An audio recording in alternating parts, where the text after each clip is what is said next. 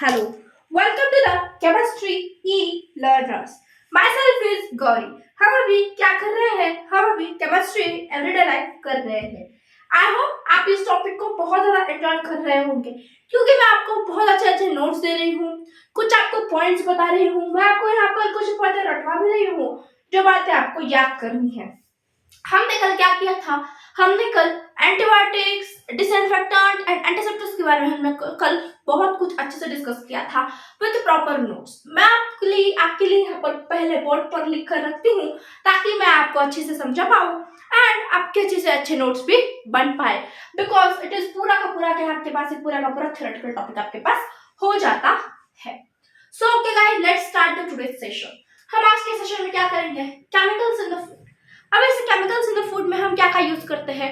For example, अगर हमें कोई चीज बहुत ज्यादा अट्रैक्टिव करनी है तो हम उसमें कलर डालते हैं. उसके बाद हम और क्या करते हैं?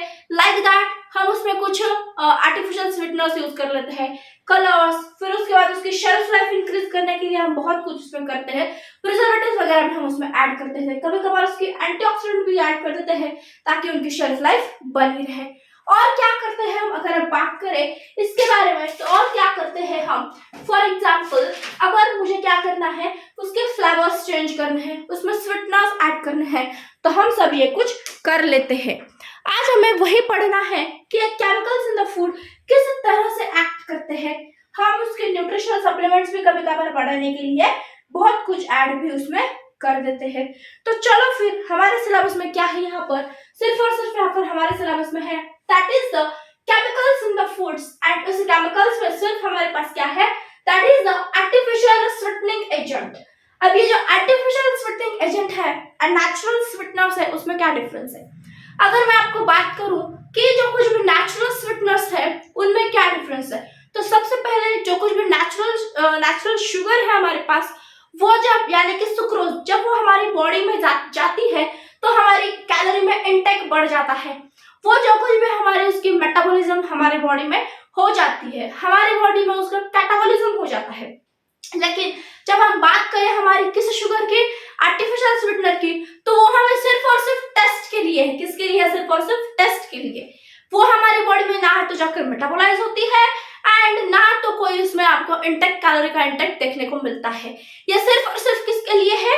ये सिर्फ और सिर्फ हमारे टेस्ट के लिए है. अब ये जो हमारे आर्टिफिशियल स्वीटनर एजेंट्स है, ये कौन यूज करता है? जो पेशेंट डायबिटिक है लेकिन उसे मीठा खाने का बहुत ज्यादा मन है, तो वो पेशेंट से नेचुरल आर्टिफिशियल स्वीटनर्स का यूज कर सकते हैं. अब इस आर्टिफिशियल स्वीटनर में भी हमारे पास 4 टाइप्स है: एस्पार्टेम, सुक्रालोज, एल्टिटेम एंड उसके बाद क्या है हमारे पास? Saccharin. Aspartame, saccharin, sucralose and the alitame. जो कुछ भी हमारे पास सैक्रिन है, ये सैक्रिन क्या है? फर्स्ट पॉपुलर आर्टिफिशियल स्वीटनर है. Saccharine, it is the first popular artificial sweetener. Saccharine हम बहुत तरह में भी यूज करते हैं. एंड और एक खास बात जो सैक्रिन की है वो क्या है? वो बहुत अच्छा खासा फेमस भी है एंड वो 550 times sweet as the cane sugar है.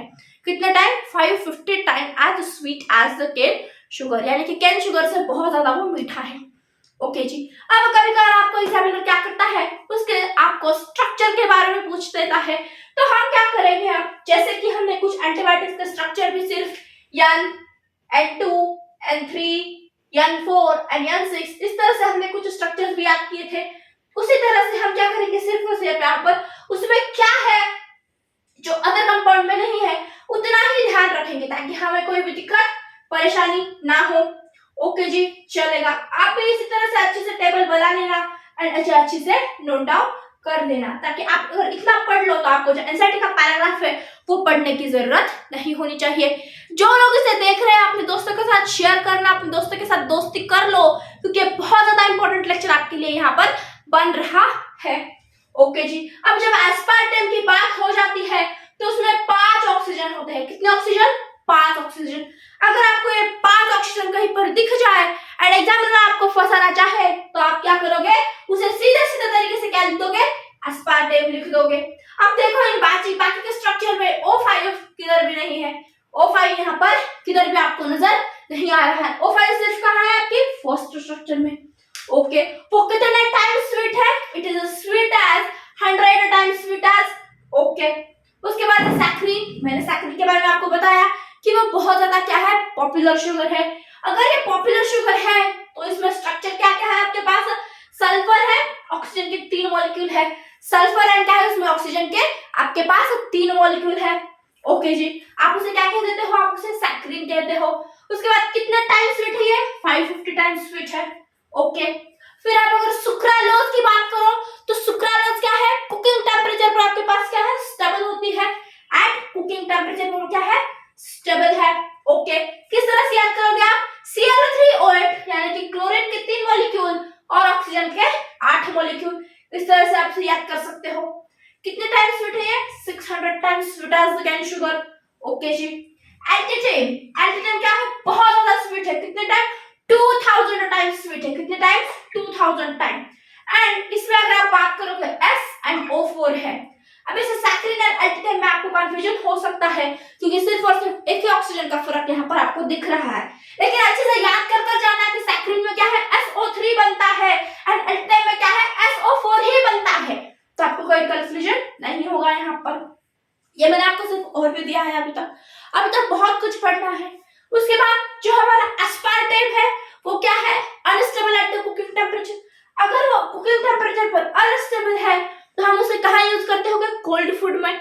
अब कोल्ड फूड, कोल्ड ड्रिंक्स में वगैरह कहीं कभार तो ये यूज हो ही जाता है। लिखा भी है मैंने यहाँ पर, unstable at the cooking temperature and hence reduced in cold foods. आप भी इसी तरह से लिखना ताकि आपको कोई दूसरी जगह ना लगे एंड एक चार्ट में आपका पूरा का पूरा हो जाए। उसके बाद ये जो आपका एस्पार्टेम है वो किस तरह से फॉर्म होता है, it is formed from aspartic acid and phenyl alanine. किस से फॉर्म होता है, aspartic acid and the phenyl alanine से ये फॉर्म होता हुआ आपको नजर आता है। ओके, उसके बाद और एक बार देख लो एस्पार्टेम के बारे में क्या क्या है। एस्पार्टेम किस तरह से फॉर्म होता है, aspartic acid and the phenyl alanine. Okay, ये aspartame is unstable at the cooking temperature, hence it is used in the cold food. Okay, उसका स्ट्रक्चर क्या है, 5 ऑक्सीजन है। कितने ऑक्सीजन है, 5 ऑक्सीजन है। उसके बाद कितने टाइम स्वीट है, 100 टाइम्स स्वीट है। इतनी बात देखते हैं। किसके कंपैरिजन में हमने यहाँ पर, केन शुगर के कंपैरिजन में हमने यहाँ पर क्या की है, स्टडी उसकी की है। किसके प्रेजेंस में है ये सब कुछ, केन शुगर की। आई होप आपको एस्पार्टेम पूरा का पूरा क्लियर होगा। अब बात कर लेते हैं सैक्रिन। सैक्रिन क्या है, सैक्रिन तो सबसे पहला बहुत ज्यादा पॉपुलर स्वीटनर एजेंट है। ओके, SO3 स्ट्रक्चर है इसका, एक सल्फर 3 ऑक्सीजन के मॉलिक्यूल। ओके, 550 टाइम स्वीट है ये। कितनी, 550 टाइम स्वीट है आपके पास, ये भी बात क्लियर है जी। उसके बाद आपके पास आ जाता है सुक्रालोज। सुक्रालोज क्या है आपके पास, किस तरह से बना है ये, अगर आप नीट अच्छे से देखोगे इसे क्लियरली आपको विजिबल है कि 3 क्लोरीन है, तो आप इसे क्या कह सकते हो, try derivative of the chlorine. क्या कह सकते हो आप इसे, try derivative of the chlorine. मैंने यहाँ पर साफ साफ लिखा भी है इस तरह से भी आप इसे याद रख सकते हो। It is the try derivative of the chlorine. Okay, and ये जो सुक्रालोज है वो क्या है, स्टेबल है एट द कुकिंग टेम्परेचर। वो क्या है, स्टेबल है एट द कुकिंग टेम्परेचर। कितने टाइम स्वीट है वो, 600 टाइम स्वीट है। किससे, केन शुगर से। ओके, उसके बाद बात करते हैं हम एलिटेम की। एलिटेम क्या है, यह बहुत ज्यादा हाई पोटेंसी वाला स्वीटनर है। क्या है, बहुत ज्यादा हाई पोटेंसी वाला स्वीटनर है। अगर ये बहुत ज्यादा हाई पोटेंसी का स्वीटनर है तो ये क्या है, मोर स्टेबल देन एस्पार्टेम। ये एस्पार्टेम से कई ज्यादा स्टेबल भी है एट कुकिंग टेम्परेचर पर। उसके बाद इसमें क्या है, SO4 स्ट्रक्चर बनाता है। वो क्या बनाता है, SO4 स्ट्रक्चर, यानी कि एक सल्फर 4 ऑक्सीजन। एंड मैंने पहले ही कहा था ये क्या है, हाई पोटेंसी वाला है। मैंने यहाँ पर लिखा भी है साफ साफ। क्या कह सकता है, फिर 2000 times sweet as the cane sugar. ये आपका हो गया पूरा का पूरा किसके बारे में, आर्टिफिशियल स्वीटनिंग एजेंट के बारे में। पूरा का पूरा मैंने आपको 1 पेज में करवा दिया है ये। आई होप आपको इतनी बातें क्लियर होगी। जरा लाइक्स वाइक्स करो सेशन को यार, एंड सब्सक्राइब कर दो चैनल को। बहुत अच्छा कंटेंट आपको यहाँ पर मिल रहा है एंड वो भी बहुत तरीके से मिल रहा है। ऐसा नहीं कि कुछ पॉइंट छोड़ दिया, नहीं, बिल्कुल तरीके से जी जान लगा कर मेहनत कर रहे हैं हम। आप भी उसी तरह से मेहनत करना। ओके, अब बात कर लेते हैं ma'am antioxidant in the food. Antioxidant का मीनिंग क्या है, फूड को, उसके शेल्फ लाइफ को इंक्रीज करने के लिए हम उसमें क्या यूज करते हैं, that is the food preservative, यानी कि हम उसमें ऑक्सीजन से उसकी प्रोडक्ट उसकी क्या करते हैं, क्या उसे शेल्फ लाइफ उसकी इंक्रीज कर देते हैं। फॉर एग्जांपल हम यहाँ पर BHT BHA यूज करते हैं। BHT and BHA ब्यूटालेटेड हाइड्रोक्सीटोलिन। क्या है BHT? ब्यूटालेटेड हाइड्रोक्सीटोलिन है। ओके एंड BHA क्या है? ब्यूटालेटेड हाइड्रोक्सी एनिसोल है। क्या है? एनिसोल एंड टोलिन है। इतनी बातें क्लियर है। अब ये जो आपके पास BHA है वो क्या है? आपके बटर की शेल्फ लाइफ मंथ से ईयर तक वो बढ़ा देता है, मंथ से ईयर तक वो बढ़ा देता है। ये काम है आपके BHA का। क्या है BHA? और एक बार बोलना मेरे साथ, ब्यूटालेटेड हाइड्रोक्सी एनिसोल। एंड BHT क्या है? ब्यूटालेटेड हाइड्रोक्सीटोलिन है। क्या है? ब्यूटालेटेड हाइड्रोक्सीटोलिन है। ये सब आपको हो गया केमिकल्स इन द फूड, किस तरह से है, कितने तरह के है, क्या है, कौन स्टेबल है, नहीं है, ये सब कुछ मैंने आपको यहाँ पर कंप्लीट करवा दिया है। अगर ये लाइक पसंद आया है, समझ आया है, कुछ फील आई है तो लाइक तो बनता है, फिर लाइक तो बनता है, चैनल को सब्सक्राइब करना भी बनता है। ओके जी, अब हम बात करने वाले हैं क्लींजिंग एजेंट के बारे में। क्लींजिंग एजेंट की अगर हम बात करें तो हम उसमें क्या क्या यूज करते हैं? सोप है हमारे पास, उसके बाद हम हैंड वॉश वगैरह बहुत कुछ यूज कर लेते हैं आजकल। ओके जी, अब हम उसके बारे में क्लींजिंग एजेंट के बारे में पढ़ना है तो हमें यहाँ पर किसके बारे में पढ़ना है? डिटर्जेंट्स के बारे में। अगर मैं आपको एक सीधी सादी बात बताऊं, जो कुछ भी हम डिटर्जेंट्स वगैरह यूज करते हैं वो क्या है? नॉन बायोडिग्रेडेबल है। क्या है वो? नॉन बायोडिग्रेडेबल है।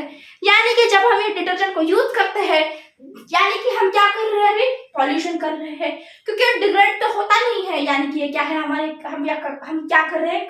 टाइप ऑफ द पॉल्यूशन है। ओके जी, ये हो गया। और एक बात मैं अगर आपसे कहूं कि जो कुछ भी सोप है हम सिंथेटिक तरीके से यूज करते हैं। क्यों सिंथेटिक यूज करते हैं? क्योंकि हमें उसकी प्रॉपर्टी चेंज करनी है, उसके क्लींजिंग एक्शन को हमें क्या करना है? इंक्रीज करना है, इसलिए। उसके बाद वो हमें जो कुछ भी हमारे कपड़े गंदे होते हो, कोई भी हमारी अगर चीज गंदी है तो उसे अच्छे से साफ करता है। यानी कि जो भी उसका फैट है वो क्या करना है? अच्छे से अच्छा हमें साफ करना है, इसलिए हम उसकी प्रॉपर्टी को इंक्रीज कर देते हैं। ओके, इसमें आपके पास और एक टर्म है, दैट इज द सैपोनिफिकेशन। क्या कहते हो आप सैपोनिफिकेशन के बारे में? यस, सैपोनिफिकेशन का मीनिंग क्या है मैं इतना इरेज कर देती हूँ, आई होप आपने लिखा होगा। अब सैपोनिफिकेशन किसे कहते हैं? यस, कोई बताएगा मुझे? यस, आता है तो कमेंट्स में लिखो फटाफट से।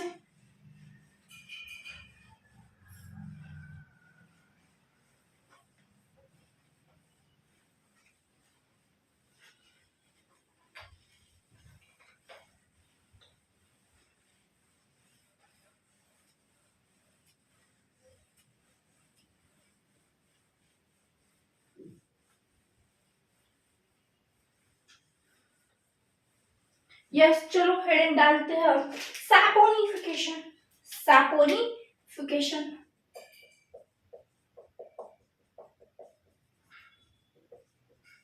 अब इसे सैपोनिफिकेशन के बारे में हमें क्या करना है? अच्छी से अच्छी जानकारी लेनी है।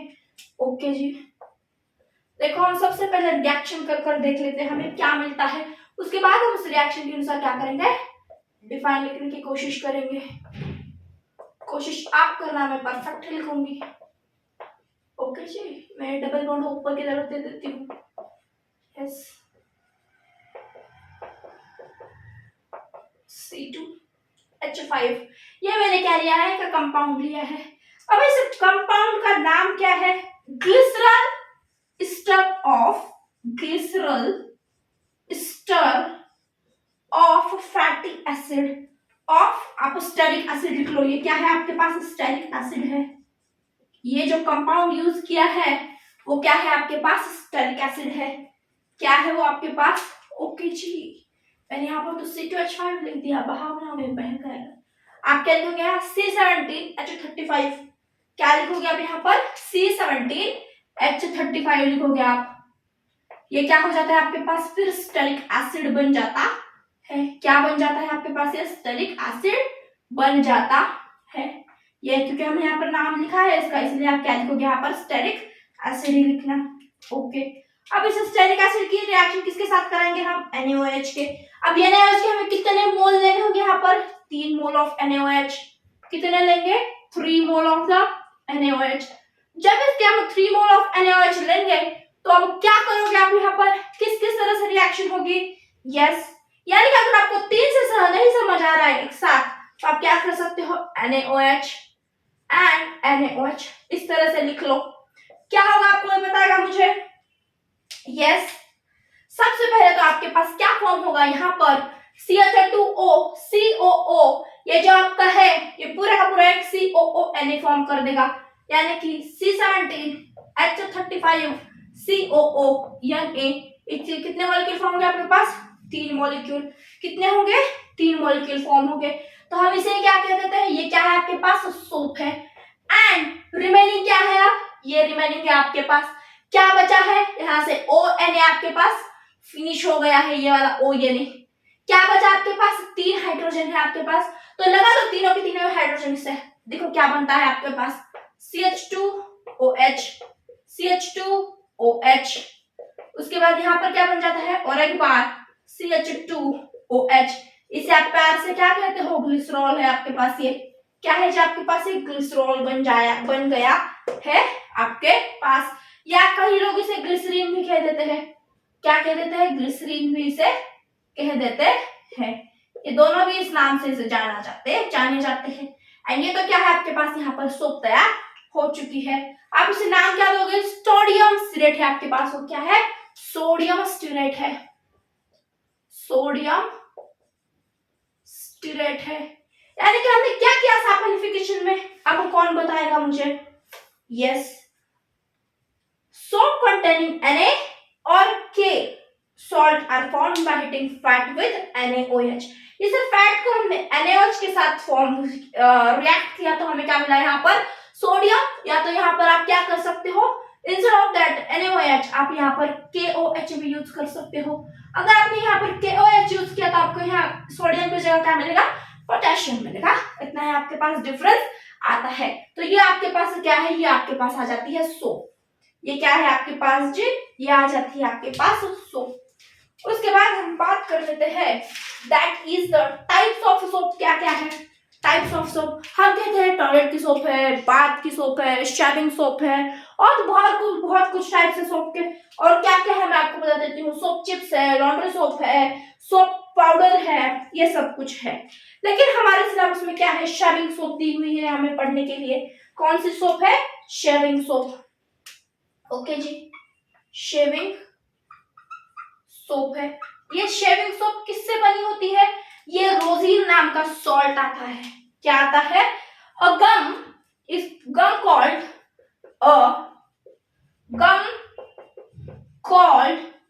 रोजीन। A gum called the rosin is added and called as sodium rosinate,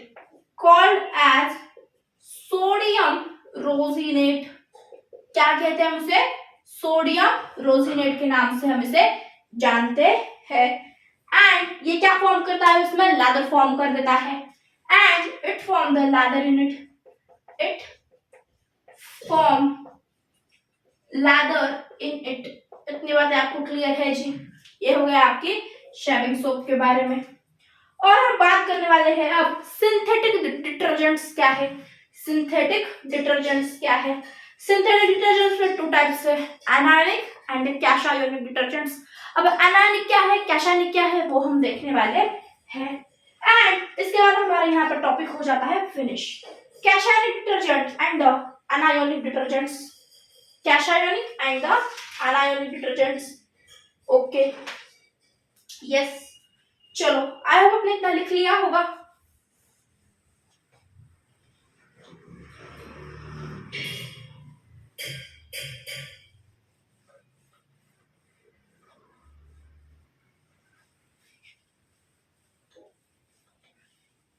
and yes, कल के लेक्चर में हम न्यू टॉपिक स्टार्ट करेंगे, that is the surface chemistry. वो भी आपका एक फिजिकल केमिस्ट्री का ही पार्ट है।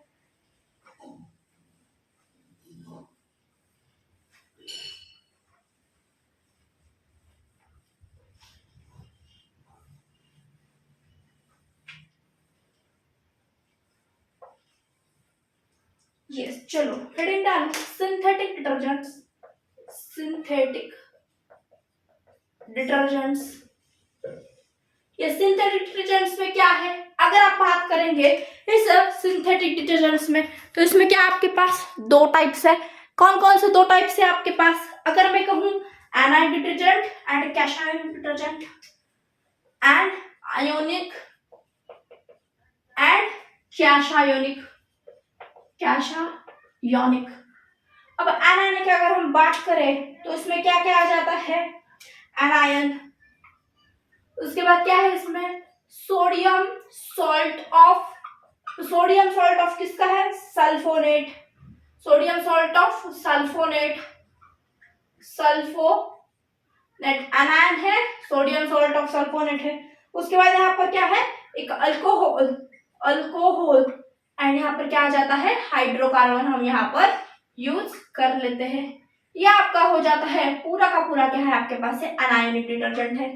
क्या है आपके पास है, पूरा का पूरा एनायोनिक डिटर्जेंट है। जब लॉन्ग चेन ऑफ अल्कोहल, क्या कहा मैंने, long chain of alcohol is treated with the long chain of alcohol is treated with a hydrocarbon तो यहाँ पे क्या दे जाती है, यस प्लीज गेस करना जी, यहाँ पर क्या मिलता है हमें, alkyl hydrogen sulphate. Alkyl hydrogen sulphate आपको यहाँ पर मिल जाता है। क्या मिलता है, अल्काइल हाइड्रोजन सल्फेट आपको यहाँ पर मिल जाता है। एंड जब इस अल्काइल हाइड्रोजन सल्फेट के रिएक्शन आप किसके साथ करवाते हो, NaOH के साथ, तो आपके पास क्या मिल जाता है यहाँ पर, एनायोनिक डिटर्जेंट। क्या मिलता है, एनायोनिक डिटर्जेंट मिल जाता है। एनायोनिक डिटर्जेंट आपको यहाँ पर मिल जाता है। इतनी बात क्लियर है आपको। अब रिएक्शन करना चाहोगे तो ले लो फिर CH3 for example, CH3 CH210 CH3 CH210 CH2OH, इसकी रिएक्शन किसके साथ करवानी है, हाइड्रोकार्बन के साथ। यानी कि हम क्या करेंगे, in the presence of the H2SO4 का प्रेजेंस में काम होगा हमारा, in the presence of the H2SO4 वो क्या देगा हमें, यस तो वो हमें देता है CH3 CH210 CH3 CH210 HSO4 yes जी HSO4। बस कुछ है कंफर्म करके यहाँ पर लिख रही हूँ ताकि आपको कोई गलत इंफॉर्मेशन ना प्रोवाइड हो। ये क्या है आपके पास, लोराइल हाइड्रोजन सल्फेट है। क्या है ये, लोराइल हाइड्रोजन सल्फेट है। ओके, आपके पास क्या आ जाता है, लोराइल हाइड्रोजन सल्फोनेट। इसकी रिएक्शन किसके साथ करनी है, NaOH के साथ। अब जब इसकी रिएक्शन NaOH के साथ करोगे तो क्या मिलेगा आपको, CH3 CH210 SO4 माइनस, यानी SO4 माइनस, यानी क्योंकि यहाँ से H प्लस मूव हो जाएगा एंड H प्लस के सामने क्या आ जाएगा हमारा, Na प्लस आ जाएगा instead of that H plus. ये आपके पास फॉर्म हो गया आपका एनायोनिक डिटर्जेंट। क्या फॉर्म हो गया आपके पास, ये एनायोनिक डिटर्जेंट। उसके बाद आपके पास कैटायन डिटर्जेंट भी है, लेकिन वो आपको इतना डिटेल में नहीं है। अगर आप इतना भी कर लोगे तो आपके लिए बहुत हो जाता है। Thanks for watching and thanks for coming. Please आप ये वीडियो को अपने दोस्तों के साथ शेयर करना ताकि अच्छे से अच्छा कॉन्सेप्ट सबको मिले एंड आपको भी अच्छे से अच्छे इसकी कुछ क्या कहते हैं उसे अच्छा बेनिफिट हो। इसीलिए thanks for watching, thanks for coming and channel को सब्सक्राइब जरूर करते जाना चाहते चाहते। बाय बाय, मिलते हैं आप सरफेस केमिस्ट्री के साथ। Bye bye. यस।